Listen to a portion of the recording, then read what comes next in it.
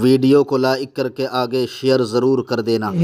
یہ بات کسی صوفی بزرگ نے نہیں کی ہے، یہ بات کسی ولی نے نہیں کہی ہے، بلکہ یہ بات صحابہ نے بھی نہیں کہی ہے، یہ بات اللہ کے حبیب امام الانبیاء صلی اللہ علیہ وسلم نے خود فرمایا، لا یؤمن احدکم حتی اکون احب الیہ من والدہ وولدہ والناس اجمعین، حتی اکون احب الیہ من والدہ وولدہ والناس اجمعین، او کما قال صلی اللہ علیہ وسلم۔ بخاری شریف کتاب الایمان کی یہ حدیث ہے، آقا کریم صلی اللہ علیہ وسلم فرماتے ہیں کہ تم میں کا کوئی ہرگز مومن نہیں ہو سکتا۔ یہاں پر میں یہ ترجمہ ہرگز کا جان بوجھ کر رہا ہوں، اس لیے کہ بہت سارے لوگ حدیث کا ترجمہ کرتے وقت یہ کہتے ہیں کہ تم میں وہ کامل مومن نہیں ہو سکتا، لیکن یہاں پر ایسی کوئی بات نہیں کہی گئی۔ حدیث کی ترجمانی کرتے وقت یہ بات کہی جا سکتی ہے کہ تم میں کوئی کامل مومن نہیں ہو سکتا، لیکن بات الا ایمان لمن لا محبت لہ یہ اعلان کر رہی ہے کہ ایمان تو محبت کے بغیر ہے ہی نہیں۔ آقا کریم صلی اللہ علیہ وسلم فرماتے ہیں تم میں کا کوئی بھی شخص ایمان والا مومن ہرگز نہیں ہو سکتا۔ یہ حدیث بخاری شریف میں ہے۔ کب تک مومن نہیں ہو سکتا؟ جب تک اس کے دل میں مجھ محمد کی محبت اتنی پیدا نہ ہو جائے کہ وہ اپنے ماں باپ سے زیادہ مجھ محمد سے محبت کرے، اپنی اولاد سے زیادہ مجھ محمد سے محبت کرے، حتیٰ کہ کائنات کے تمام لوگوں سے زیادہ جب تک کہ اس کے دل میں مصطفیٰ جان رحمت کی محبت نہیں ہوگی، اس وقت تک وہ مومن کامل نہیں ہو سکتا۔ یہ اس کی ترجمانی ہے، لیکن حقیقت یہ ہے کہ حضور سید عالم کی جو محبت ہے، میرے آقا صلی اللہ علیہ وسلم کے دیوانوں، یہ جان ایمان ہے، یہ اصل ایمان ہے، ساری عبادتوں کی جان ہے، کیونکہ میرے اللہ نے سب سے پہلے ایمان لانے کے بعد جو قید لگائی ہے، کیا قید لگائی ہے؟ اللہ ارشاد فرماتا ہے لِتُؤْمِنُوا بِاللَّهِ وَرَسُولِهِ وَتُعَزِّرُوهُ وَتُوَقِّرُوهُ۔ اللہ رب العزت ارشاد فرماتا ہے ایمان لاؤ اللہ اس کے رسول پر، اور اس رسول کی ایسی تعظیم کرو جیسا کہ تعظیم رسالت کا حق ہے، ان کا ایسا احترام کرو کہ جیسا کہ احترام کا حق ہے۔ اب میں آپ سے پوچھنا چاہتا ہوں، آپ کہیں گے بات آپ عشق و محبت کی کرتے کرتے احترام اور تعظیم پر چلے گئے۔ یاد رکھیں جس کے دل میں جتنا عشق رسول ہوگا اس کے دل میں اتنی ہی تعظیم رسول بھی ہوگی، اتنا ہی اس کے دل میں ادب رسول بھی ہوگا۔ میرے آقا صلی اللہ علیہ وسلم کے پیارے دیوانوں، محبت رسول کے بغیر آپ کا ایمان مکمل نہیں ہو سکتا۔ کسی کہنے والے نے کہا ہے محمد کی محبت دین حق کی شرط اول ہے، اسی میں ہو اگر خامی تو سب کچھ نامکمل ہے۔ میرے آقا صلی اللہ علیہ وسلم کے دیوانوں، حضور کی ذات ہی دین ہے، حضور کی ذات ہی ایمان ہے، حضور کی ذات ہی قرآن ہے، حضور کی ذات ہی لوح ہے، حضور کی ذات ہی قلم ہے، حضور کی ذات ہی کتاب ہے، حضور کی ذات ہی اللہ کے بعد سب کچھ ہے۔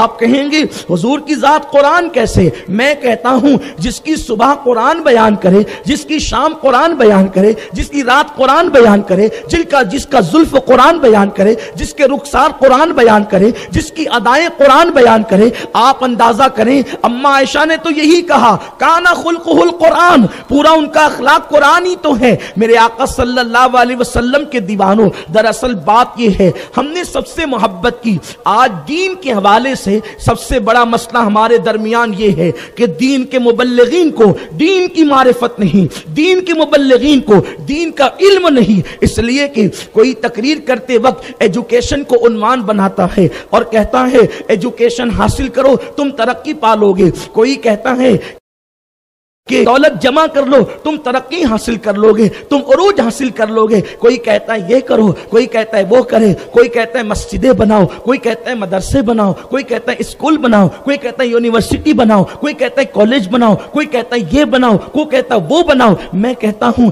یاد رکھیں، میں کسی چیز کا انکار نہیں کرتا، لیکن آپ کو ایک بات کہتا ہوں، آپ اسکول نہیں اسکولوں کے انبار لگا دیں، آپ بستیاں نہیں بستیوں کا گلستہ سجا دیں، آپ اللہ اکبر کچھ بھی کر لیں، لیکن آپ کو ترقی نہیں مل سکتی، اس لیے کہ اگر ایجوکیشن صرف ترقی پر لے جاتا تو آپ بتائیں کیا مکے کے لوگ پڑھے لکھے نہ تھے؟ مکے کے لوگ اللہ اکبر اتنی تعداد میں پڑھے لکھے تھے کفار میں کہ حضور علیہ السلام نے مسلمان صحابہ کو بدر کے فدیے کے حوالے سے یہ بات طے فرمائی کہ جو کفار اسیر بن کر کے بدر میں آئے ہیں، بدر کے قیدی بن کر آئے ہیں، مسلمان حضور کے جو صحابہ ہیں وہ ان سے علم حاصل کریں۔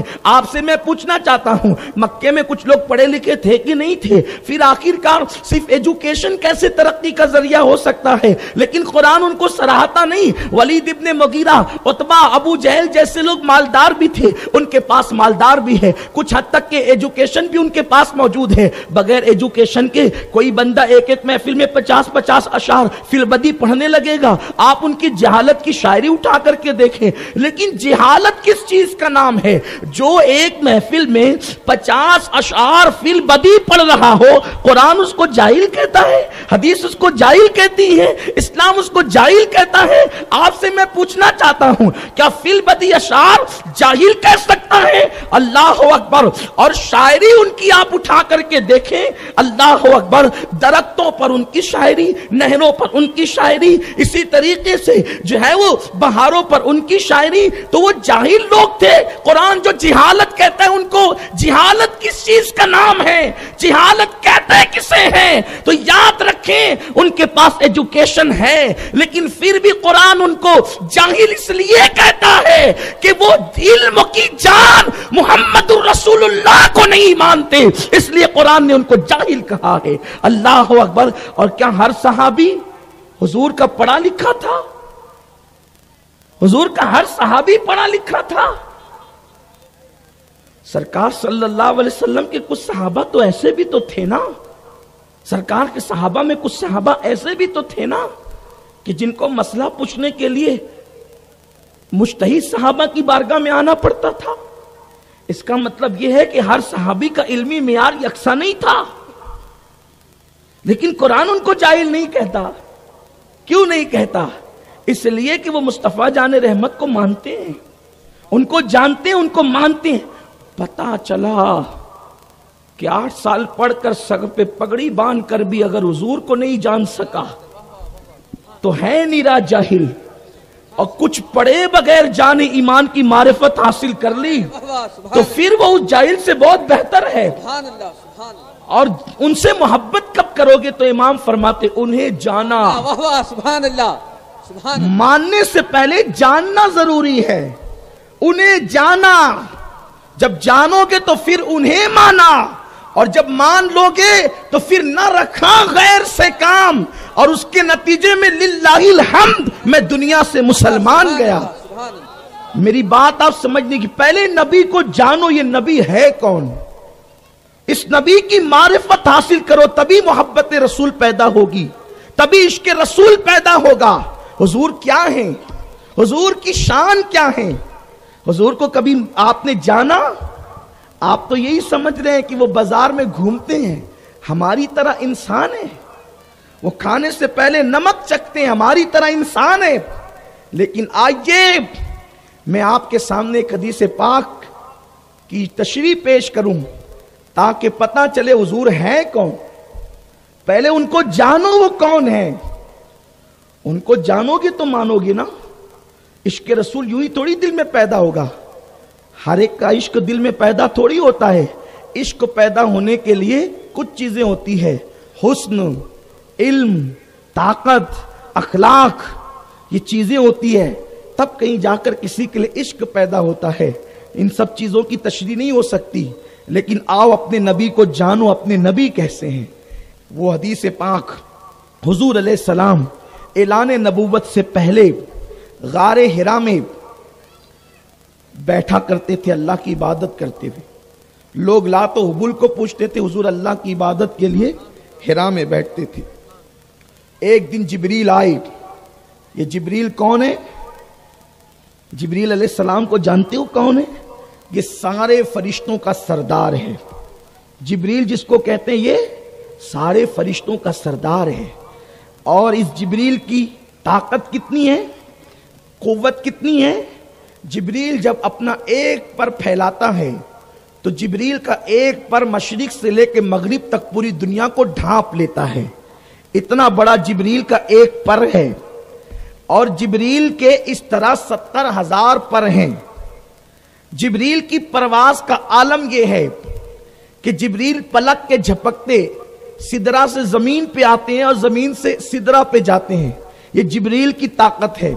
जिब्रील जमीन को अपने पर पे उठा के यूं पलट देते हैं। कौम लूत को पलटा, ये जिब्रील की शान है। कौन जिब्रील? फरिश्ता। जिब्रील फरिश्ता। और जिब्रील का एक मुक्तदी है जिसका नाम है इज़राइल, उसी को कहते हैं मलकुल मौत। वो हर इंसान के घर में आता है और जिसको दिख जाता है फिर दोबारा इंसान किसी को नहीं देखता। इंसान देखने से हमेशा के लिए महरूम हो जाता है। और उस इज़राइल की ताकत इतनी है कि वो एक उंगली रखता है तो इंसान मर जाता है। कौन? इज़राइल। इज़राइल कौन? जिब्रील का मुक्तदी। मुक्तदी की ये ताकत, तो जो मुक्तदा सैयदुल मलाइका हो, उस जिब्रील की ताकत का आलम क्या होगा? अब जिब्रील पहली मर्तबा अपनी असल शक्ल में हिरा की वादी में, हिरा के गार में कदम रखता है और हुजूर अलैहिस्सलाम पर पहली आयत लेकर आता है और कहता है इक़रा, पढ़िए। किससे कह रहा है? जिब्रील मेरे और आपके नबी से, मौल्लिम कायनात से, मौल्लिम इंसानियत से, हुजूर सैयद आलम से, इक़रा, पढ़िए। सरकार ने जवाब दिया, ये बुखारी शरीफ की हदीस है, मा अना बिकारी, मैं नहीं पढ़ता। क्या कहा? मा अना बिकारी, मैं नहीं पढ़ता। लोग कहते हैं, हुजूर ने कहा मुझे पढ़ना नहीं आता। खुदा की इज्जत की कसम, इसका ये तर्जमा कभी नहीं हो सकता। मा अना बिकारी, मैं नहीं पढ़ता। फिर जिब्रील ने दूसरी बार कहा इक़रा, पढ़िए। आपने फरमाया मा अना बिकारी, मैं नहीं पढ़ता। फिर जिब्रील ने तीसरी बार कहा इक़रा, पढ़िए। आका ने फरमाया मा अना बिकारी, मैं नहीं पढ़ता। अब हदीस के अल्फाज इतने हैं कि जिब्रील ने हुजूर अलैहिस्सलाम की बगल में अपने हाथ डाले। अब आका अलैहिस्सलाम ने जब हाथ डाले तो हुजूर के हाथ हो गए बाहर, हुजूर के हाथ हो गए पीछे। और जिब्रील ने हुजूर को भींचा, यानी दबाया। जिब्रील ने हुजूर को दबाया और जब जिब्रील ने दबाया तो फिर जिब्रील पीछे हट गए। कौन? इज़राइल का इमाम सैयदुल मलाइका पीछे हट गए। फिर दूसरी बार दबाया, फिर पीछे हट गए। फिर तीसरी बार दबाया, फिर पीछे हट गए। और फिर का इक़रा बिस्मि रब्बिकल्लज़ी खलक़, पढ़िए अपने रब के नाम से हुजूर ने पढ़ा। अब हुजूर को जानिए, हुजूर क्या है? जिस नबी का मिलाद मनाया, जिसके इश्क और मोहब्बत की बात करने बैठे, पहले उनको जानिए वो है कौन, उनकी शान क्या है। सबसे बड़ा फरिश्ता, फरिश्तों का सरदार हुजूर की बारगाह में आकर हुजूर को दबाता है तो लोग क्या कहते हैं? देखो जिब्रील ने हुजूर को दबाया, भेजा, तो दबाने के बाद हुजूर को पढ़ना आ गया। और वीडियो अगर अच्छी लगी हो तो लाइक करके आगे शेयर ज़रूर कर देना, क्योंकि सैयद अमीनुल क़ादिर साहब की तकरीर सुनकर बहुत सारे लोग अपने सगाइर कबाइर गुनाहों से सच्ची तौबा करके अल्लाह रब्बुल इज़्ज़त की इबादत करने में लग जाते हैं और फिर वो दोबारा गुनाह नहीं करते हैं, अपनी ज़िंदगी को नेकी में गुजारते हैं। अगर आपके शेयर करने की वजह से अगर किसी शख्स ने भी, एक शख्स ने भी अगर तौबा कर ली اور اس نے توبہ کرنے کے بعد اپنے تمام گناہوں کو چھوڑ دیا اور وہ اللہ کی عبادت کرنے لگا تو انشاءاللہ العزیز اس کا ثواب آپ کو بھی ضرور ملتا رہے گا جب تک وہ عبادت کرتا رہے گا، کیونکہ سید امین القادری صاحب کی تقریر سن کر لوگ اللہ اور اس کے رسول صلی اللہ علیہ وسلم کے دیوانے بن جاتے ہیں۔ تو آپ سے گزارش ہے کہ ویڈیو کو لائک کر کے اپنے دوست احباب کے ساتھ ضرور شیئر کر دیا کریں۔ اللہ حافظ۔ السلام علیکم ورحمۃ اللہ تعالی وبرکاتہ۔